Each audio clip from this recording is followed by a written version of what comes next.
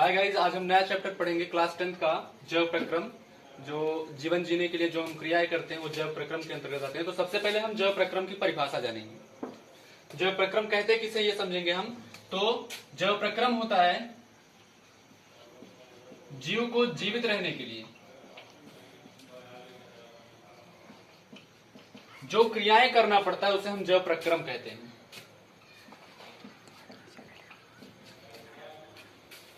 जो क्रियाएं करना पड़ता है उसे हम जैव प्रक्रम कहते हैं।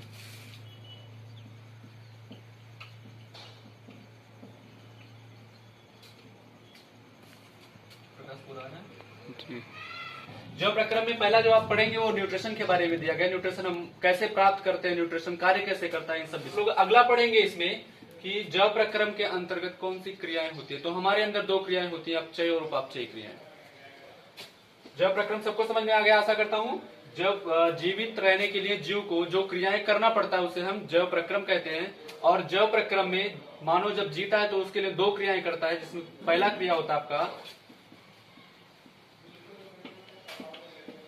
उपचय क्रिया और अपचय क्रिया, दूसरा होता है अपचय क्रिया।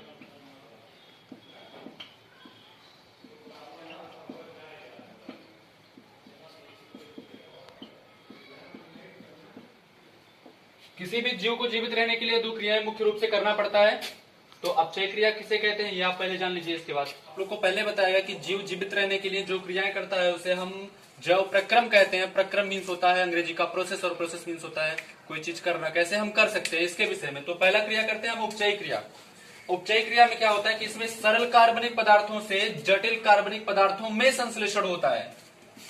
वे क्रियाएं जिनमें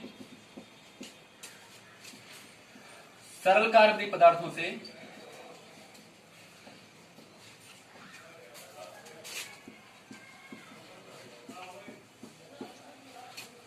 जटिल कार्बनिक पदार्थों में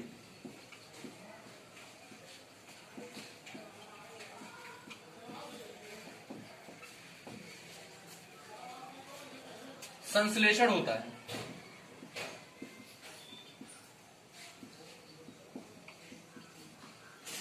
उपचय क्रिया कहलाता है।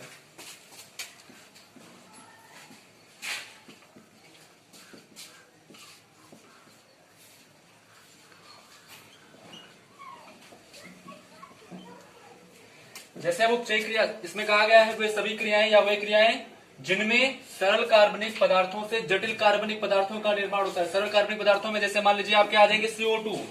हम बेसिक एग्जांपल लेते हैं CO2 और इसके साथ जोड़ देंगे H2O।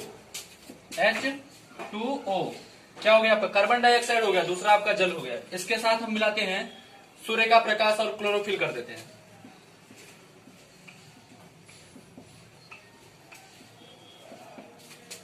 क्लोरोफिल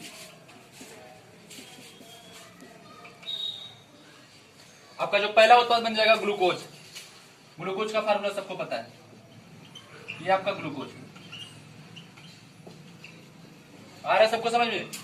ग्लूकोज ये क्या है आपका सरल कार्बनिक पदार्थ, क्योंकि इसमें कार्बन है तो सरल कार्बनिक है। ये क्या आपका जटिल कार्बनिक पदार्थ है, क्योंकि कार्बन की मात्रा इसमें सबसे अधिक है। कितना हो गया यहाँ पे 6, और यहाँ कितना है, सिंगल है, तो ये आपका जटिल कार्बनिक पदार्थ हो गया, ये आपका सरल कार्बनिक पदार्थ हो गया। इसके बाद जो बन रहा है मान लीजिए आपका O2 बना दीजिए, तो यहाँ पे बैलेंस ही कर लीजिएगा, 6 हो जाएगा, यहाँ पे 6 लगा दीजिए, आपका बैलेंस हो गया। इसके साथ कभी कभी H2O भी बनता है, या फोटोसिंथेसिस। इसके एग्जाम्पल में मेनली लिखेंगे प्रकाश संश्लेषण, उदाहरण लिख देंगे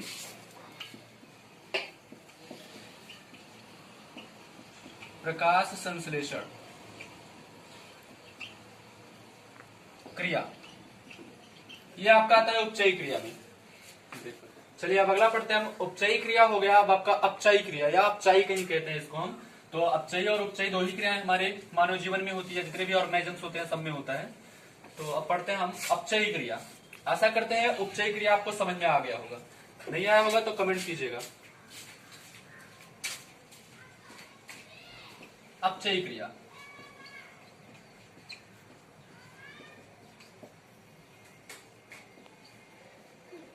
ध्यान देंगे। अपचयी क्रिया क्या होता है, जिसके अंतर्गत जटिल कार्बनिक पदार्थ सरल कार्बनिक पदार्थों में टूटते हैं, विखंडित होते हैं। बिल्कुल इस क्रिया में क्या होता है, जो जटिल कार्बनिक पदार्थ, मान लीजिए आपका ग्लूकोज बना था, तो ग्लूकोज अब सरल कार्बनिक पदार्थों में टूट जाएगा। वे क्रियाएं जिनमें आप पढ़े उपचय में जटिल कार्बनिक पदार्थ बना था, तो इसमें भी जटिल कार्बनिक, जिनमें जटिल कार्बनिक पदार्थ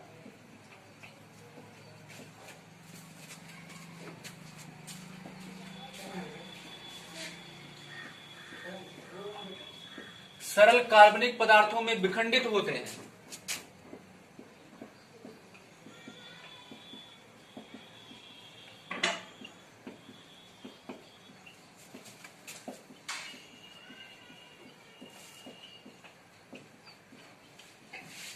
अपचयी क्रिया कहलाते हैं।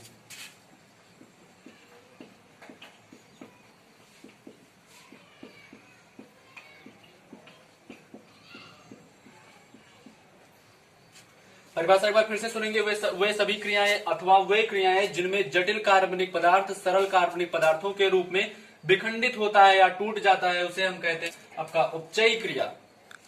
आशा करते हैं आपको समझ में आ गया होगा। अब पढ़ते हैं हम कि मानव जीवन में क्या होता है। जैसे अगर हम ह्यूमन बीइंग्स में ले लें तो क्या होता है, कौन सी ग्रंथियां होती हैं जो हमारे अंदर पोषण देने का कार्य करती हैं। इसको मिटाते हैं पहले। अपचयी क्रिया में ले लेंगे आप जैसे श्वसन क्रियाएं, जैसे श्वसन क्रिया। दूसरा आपका होता है पाचन। आप भोजन के ठोस अवयव को ग्रहण करते हैं और वो क्या करता है, सरल में टूटता है, मतलब छोटे छोटे टुकड़ों में विभक्त हो जाता है और पाचन क्रिया पूरी हो जाती है, तो इसे हम कहते हैं आपका अपचयी क्रिया। तो आपका पाचन भी हो जाएगा इसमें। पाचन क्रिया, दो क्रिया इसमें मान लीजिएगा मेनली होते हैं। अब विकास की दृष्टि से बच्चों मानव सबसे ज्यादा सर्वाधिक विकसित प्राणी है। सबसे ज्यादा विकसित प्राणी या सर्वाधिक विकसित प्राणी दोनों कह सकते हैं। तो विकास की दृष्टि से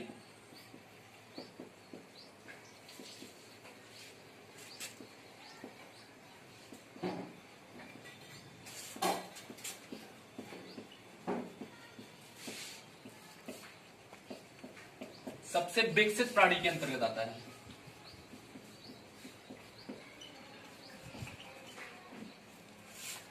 आप लोग गधे को देखे होंगे, तो गधे क्या करते हैं, उनको जहां छोड़ देंगे वहीं रुक जाएंगे।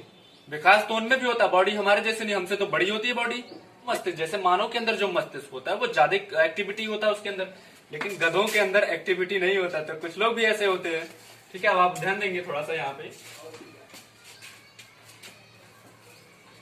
अब जो ये कार्य करते हैं बच्चों, इनमें कुछ विशेष तंत्र पाए जाते हैं। देखिए तंत्र क्या होता है, जब छोटी छोटी ग्रंथियां एक साथ मिल जाती हैं तो पूरे तंत्र का निर्माण कर देती हैं और वो तंत्र हमारे सभी कार्यों को करने में सक्षम होता है। जैसे हम सांस लेते हैं, हमारे पास अगर प्योर फायरिंग्स हो जाएगा, जैसे आप ये ग्रसनी कहते हैं, ग्रसनी थोड़ी ना पूरा श्वसन तंत्र है आपका, रेस्पिरेटरी सिस्टम नहीं होता वो, ठीक है।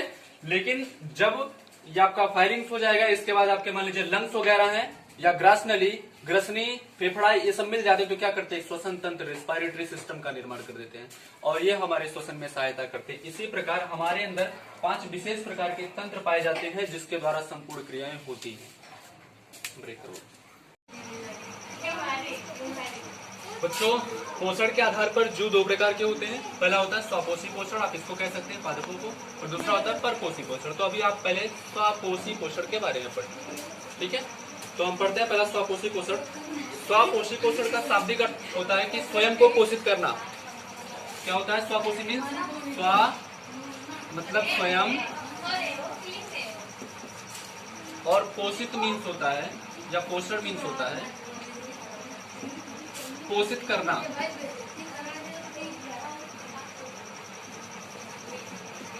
पोषित करना। आप यहाँ पहला परिभाषा बनाएंगे, ऐसे जीव जो स्वयं को पोषित करते हैं स्वपोषी कहलाते हैं और इस प्रक्रिया को हम स्वपोषी पोषण कहते हैं। तथा दूसरा क्या हो जाएगा कि वे जीव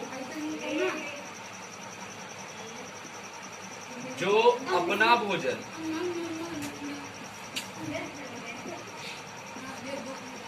स्वयं बनाते हैं, स्वपोषी जीव कहलाते हैं।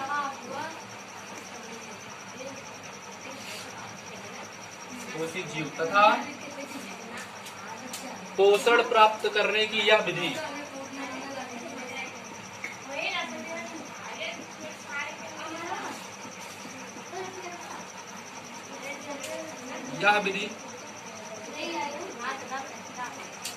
स्वापोषी पोषण कहलाती है।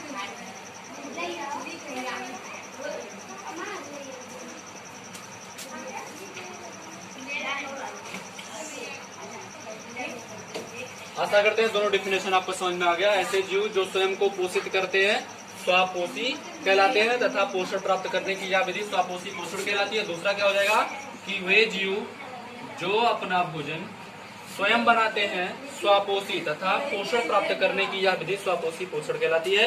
अब भोजन संश्लेषण के विधि पर या भोजन संश्लेषण के आधार पर हम जीव को दो वर्गों में बांट सकते हैं अथवा दो भागों में बांट सकते हैं। भोजन संश्लेषण के आधार पर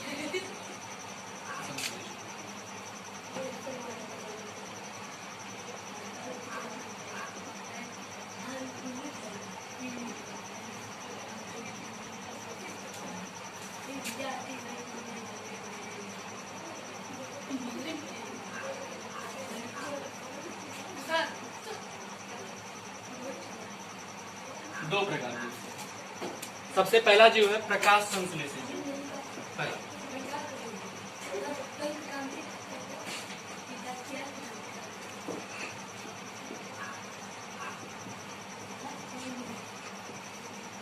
दूसरा है रसायन संश्लेषी।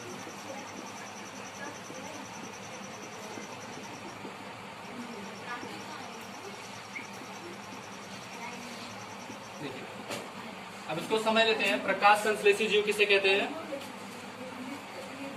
वे जीव जो अपना भोजन सूर्य की उपस्थिति में कार्बन डाइऑक्साइड तथा जल की सहायता से बनाते हैं, प्रकाश संश्लेषी जीव कहलाते हैं। एक बार फिर से सुनेंगे। वे जीव जो अपना भोजन सूर्य के प्रकाश की उपस्थिति में क्लोरोफिल की सहायता से तथा CO2 और H2O की सहायता से भी अपने भोजन का निर्माण करते हैं, प्रकाश संश्लेषी जीव कहलाते हैं। इसमें आते हैं सभी हरे पेड़ पौधे। सभी हरे पेड़ पौधे, सभी हरे पेड़ पौधे।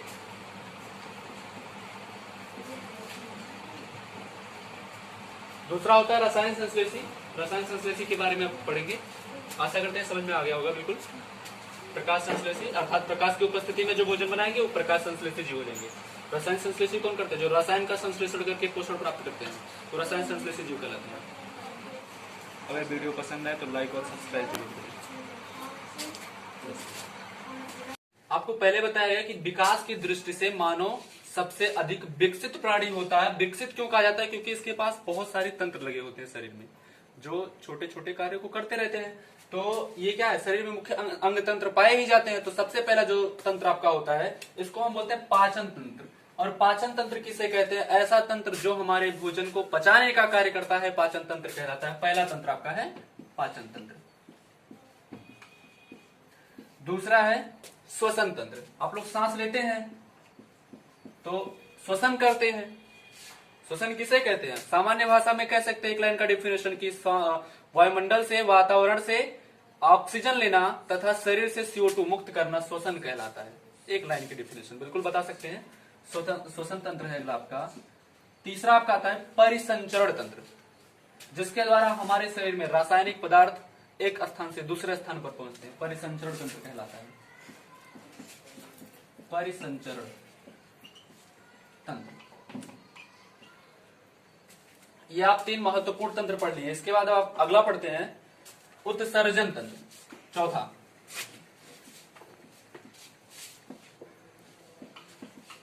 उत्सर्जन तंत्र, इसकी परिभाषा होती है शरीर से हानिकारक पदार्थों को बाहर निकालना उत्सर्जन कहलाता है। और यह जिस तंत्र द्वारा पूरा होता है इसे हम उत्सर्जन तंत्र कहते हैं। अगला आपका है पांचवा जनन तंत्र या प्रजनन तंत्र।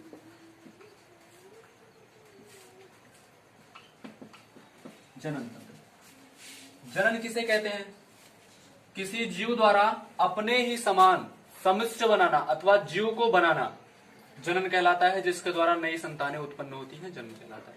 तो ये समस्त जीवों के 5 प्रमुख लक्षण होते हैं: भोजन को पचाना, श्वसन करना, परिसंचरण करना, उत्सर्जन करना और जनन करना।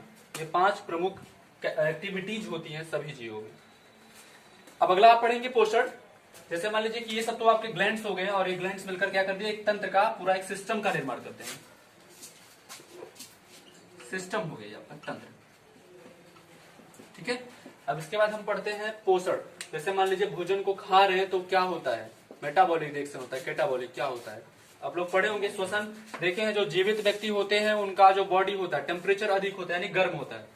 मरे हुए को कभी देख लीजिएगा, मरे हुए व्यक्तियों का शरीर ठंडा हो जाता है क्योंकि उनका तपचय और उपचय क्रियाएं नहीं होती है, तो इस कारण इनका शरीर ठंडा पड़ जाता है। अगला पढ़ेंगे आप लोग अब पोषण।